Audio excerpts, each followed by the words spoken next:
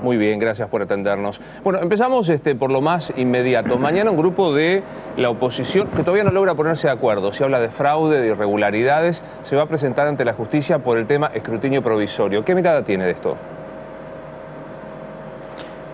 Mire, cuando uno llega a una elección de las características de la que hemos participado como primaria abierta, simultánea y obligatoria, donde la presidenta de la Nación sacó 10.700.000 votos, donde hay una diferencia con el segundo de 8.100.000 votos, que se diga una cosa de esa característica, el objetivo es otro. El objetivo es mostrar algún gesto descomedido, feo, de mala factura, nada más que eso. Puede haber un hecho aislado en alguna mesa determinada que cuando se hace el escrutinio definitivo se resuelve porque las autoridades judiciales están preparadas para ello, con lo cual no tengo duda que se puedan reunir con el juez. Seguramente el juez le va a decir lo mismo que le estoy diciendo yo, porque tengo muchos años, mucha experiencia en el armado de elecciones y los resultados terminan en ese tema. Si me van a decir a mí que la diferencia de 8.100.000 votos hay que revisarla en las actas mal constituidas, de todo estamos fritos, ¿no? Estamos diciendo una cosa que tiene poco que ver con la realidad. ¿Usted cree, ministro, buenas noches, que la oposición está persiguiendo un objetivo político con estas denuncias? Un sinsentido, no tiene sentido que hablemos de esto, ya está. Lo que tenían por decir lo dijeron, que hablen con los magistrados que ya por otra parte han hablado. Otros hombres y otras mujeres de otras fuerzas políticas también han hablado al respecto y todo el mundo sabe que estamos hablando de una elección pulcra, limpia, transparente y nada más que eso. Hasta acá llega la discusión, no da para mucho más. El nuevo sistema electoral mejoró con el sistema de colores, de boletas más diferenciadas con las fotos y demás. ¿Cree que es el comienzo de un cambio del sistema electoral pensando en voto electrónico a la salteña o boleta única a la santafesina o cordobesa? No creo ninguna de las dos cosas. Las boletas únicas no es la misma la santafesina que la cordobesa. Sí. La santafesina estaba dividido por calidad de voto en 5 características. Es un poquito mucho más simple, parecía la cosa. La cordobesa tiene tildes donde usted puede suprimir la totalidad de la boleta con un tilde. El tilde que se perdía le toma el voto en blanco, una cosa muy confundida. Yo creo que el sistema argentino, por simple, es un tema para reivindicar y respetar y defender. Y el voto electrónico, que siempre está en boca de todos los mismos, que no entienden nada del tema, porque no han estudiado en su vida, jamás agarran un libro ni buscan legislación comparada para saber exactamente qué fue lo que pasó en otros lugares, lo toman como si fuese la panacea. Pero yo quisiera que me contaran qué hubiera pasado en Chubut, que se terminó una elección donde el actual gobernador electo ganó por 384 votos y que nadie lo discutió porque estaba el físico para poder verlo. ¿Sabe cómo terminó en Alemania, que es uno de los precursores del voto electrónico? En el 2003 empezaron a cuestionarlo. En mayo del 2009 la Corte Constitucional dio por terminado la validez del voto electrónico. ¿Sabe qué decían ellos respecto al voto electrónico? Que se perdía o se debilitaba la característica pública del voto. ¿Por qué razón? Y porque cuando nosotros votamos como en la Argentina, usted, Paola o cualquiera de los que nos están viendo, agarran un voto, lo doblan, lo meten en un sobre y lo metemos en la urna. Y cuando se termina el día de la elección, se abre esa urna y se cuenta el físico y se sabe exactamente lo que pasó, es público, participamos todos. Pero cuando usted hace un voto electrónico donde aprieta un botón y usted cree que ese voto va a donde va, pero no sabe lo que dice el programa, el soft, a dónde exactamente va ese voto, tendríamos que ser especialistas, que ni usted, ni yo, ni Paola lo somos, para saber exactamente qué fue lo que pasó y previamente poder compulsar, analizar, revisar el soft para saber si exactamente está haciendo lo que nosotros pretendemos, con lo cual se pierde ese carácter. La Corte termina diciendo que es tan importante el voto que nos pertenece a todo el pueblo en su conjunto por una razón elemental. Lo que uno está haciendo con el día de la elección es transfiriendo, delegando el poder del Estado a la representación popular. Usted no puede dejar que eso sea degradado, disminuido, menoscabado por el apuro de algunos dirigentes que quiere saber cómo fue el resultado, por ahorrarse 2 o 3 trabajadores que son los que tienen que terminar haciendo el recuento de votos, por cosas nimias donde estamos rompiendo o degradando o achicando o disminuyendo lo que significa ese carácter público de las elecciones, con lo cual comparto, estoy decididamente en contra lo del voto de eso. electrónico lo comparto. En muchos países del mundo se está dejando de lado. Ahora, usted lo mencionaba, por ejemplo, lo digo por conocimiento de causa, el voto a la santafesina, que era una hoja por categoría, que también esa hoja iba dentro de la urna y se contaba manualmente. ¿No podría ser un avance?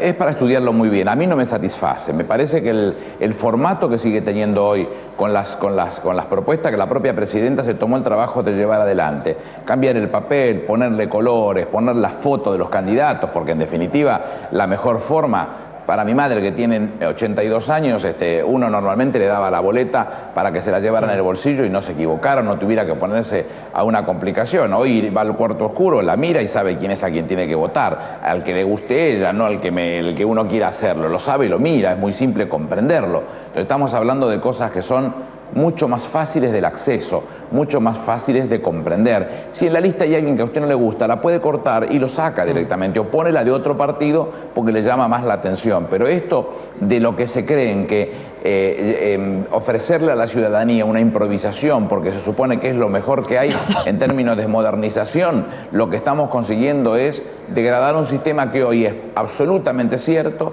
absolutamente serio, y si en algún lugar faltan boletas porque no está fiscalizada adecuadamente la mesa, pero que si no, no tendría por qué faltar nunca a ningún lado, y es muy fácil contar los votos y ponerles una planilla y quedarnos cada uno con esa planilla cuando llega el fin del día, ni siquiera con una computadora, con una calculadora de mano y al costado del diario usted sabe cuál es el resultado de su elección. Más simple, imposible, y por simple, respetuoso, serio y garantizado. Entonces, a veces, por no insistir o por querer pasar por sabiondo y mostrar que lo importante es modernizarnos, lo que estamos yendo es retroceder en un sistema que puede demostrar con claridad que se puede ser serio, pulcro, transparente a la hora de elegir, ¿no? Ministro, ¿qué lectura hace del papel que tuvieron en las elecciones los opositores y qué evalúa usted que puede pasar con el radicalismo y la alianza con de Narváez, con Elisa Carrió y con Eduardo Duhalde? Pero no es un tema mío eso. Yo quisiera que me exima de dar una explicación de esa característica. Es un tema de ellos que lo tienen que resolver. Nosotros siempre dijimos que no había mejor campaña para la presidenta de la Nación y en definitiva para nuestro proyecto político que la propia gestión. Nos hemos ocupado de hacer gestión más que de hacer actos públicos. La presidenta de un solo acto público en el Ateneo cuando presentó los candidatos, con lo cual no es nuestra vocación esa. ¿Cómo yo voy a estar cuestionando o diciendo qué me gusta o qué no me gusta de la oposición si en definitiva son ellos los que tienen que ver cuál es la mejor oferta electoral que tienen para exhibirle a la sociedad y que la sociedad entienda que tienen la razón a la hora de expresárselo? Yo no tengo por qué presentarlo, no me parece que sea saludable y sigo creyendo que la mejor campaña para la presidenta de la Nación es la gestión y abono a eso, trabajar para seguir haciendo campaña. Corro el riesgo de que me diga lo mismo que le decía Paola, no voy a opinar de lo que hace la oposición, pero como el ministro, uno de los más políticos, de hecho exministro Interior, ahora en la jefatura de gabinete, ¿cómo leyó esa propuesta de Federico Pinedo de bajen varias candidaturas y concentren en la oposición en solo una? Tiene derecho a hacer su planteo. Yo hice un comentario de la familia, que él lo tomó como un agravio a su abuelo, y yo lo comenté como algo que le pasó a su abuelo. Su abuelo fue ministro de Hacienda de Agustín Pedro Justo en la década infame. Y en el año 40, en una situación en donde estaban en paridades de fuerza en el Congreso y si había un parate fuerte en el Congreso, él intentó hacer lo mismo que está intentando su nieto de mismo nombre, Federico Pinedo, y le costó la cabeza, lo echaron del gobierno. No era para agraviar a nadie, yo no tengo interés de hacerlo, ni de su abuelo, ni con su persona, porque tengo mucho respeto por Pinedo. No pienso ni parecido, pero por lo menos debo reconocer que es coherente, siempre dice las cosas de la misma manera, por eso no pienso ni parecido, pero está en su derecho de pensarlo. No creo que vaya a tener éxito, pero está en su derecho. Ministro, si se repiten los números o se incrementan los números que sacaron en las elecciones primarias, es posible que el kirchnerismo vuelva a tener mayoría en las cámaras legislativas y este es un punto que la oposición está justamente tomando como eje de campaña diciendo que puede haber algún peligro institucional porque el oficialismo va a manejar el Congreso. ¿Usted qué cree? ¿Usted lo pregunta o lo afirma? Se lo pregunto. No, bueno, entonces no, está equivocada. Yo pensé que lo afirmaba y estaba más equivocada todavía. Le pregunto. Nosotros con este número tendríamos tan solo 10 diputados más y un senador más, con lo cual no tendríamos mayoría en las cámaras. Lo que se ha dicho el otro día en la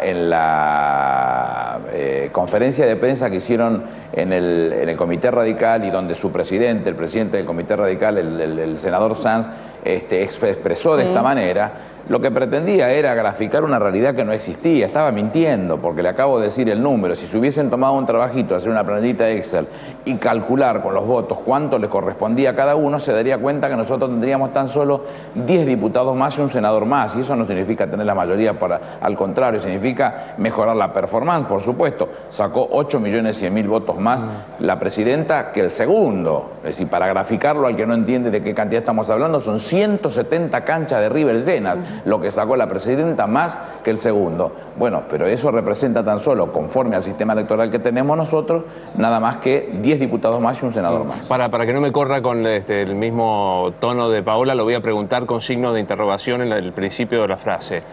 ¿Hay proyecto de reforma constitucional para después del 10 de diciembre, pensando en buscar un sistema semiparlamentario o parlamentario? No, es una burrada eso.